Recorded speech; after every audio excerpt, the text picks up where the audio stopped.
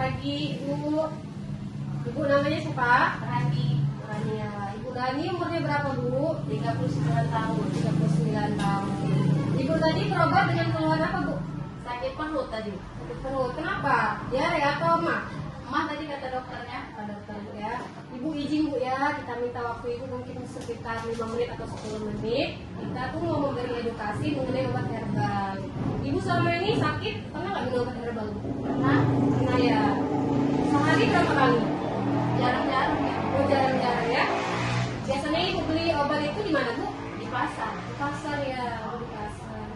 Bu, jadi Bu, pada dasarnya Bu ya, obat herbal itu sebenarnya obat alami Bu, yang isinya itu cuma kayak kunyit, jahe ya Bu.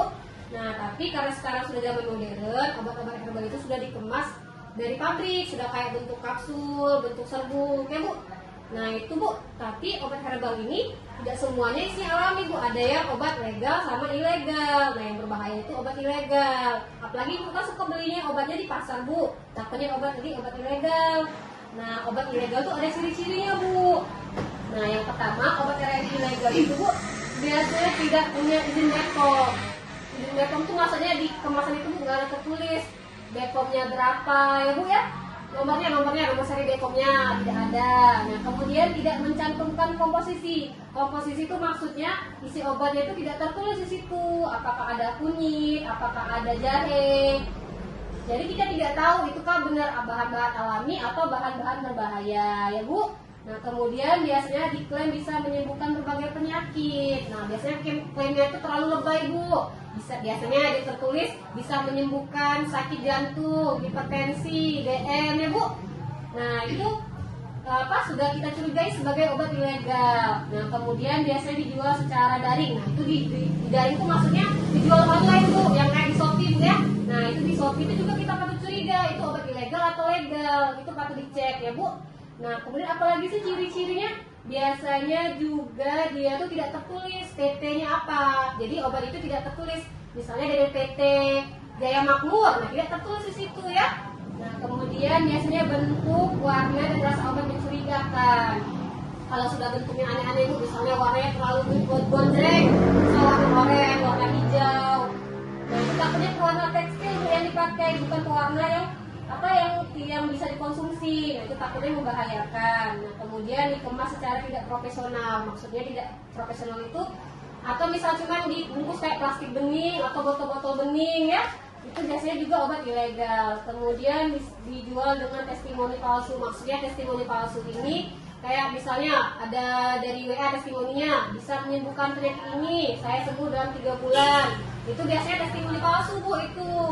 Jadi itu juga mungkin salah satu ciri-cirinya. Kemudian biasanya harganya terlalu murah. Ibu biasanya kalau beli obat harganya berapa? Di bawah 50.000. Oh di bawah 50.000 ya. Nah terlalu murah sekali Bu untuk harga obat yang bisa menyembuhkan berbagai penyakit. Nah itu mungkin juga kita curigai sebagai obat yang ilegal ya. Nah kenapa sih kita harus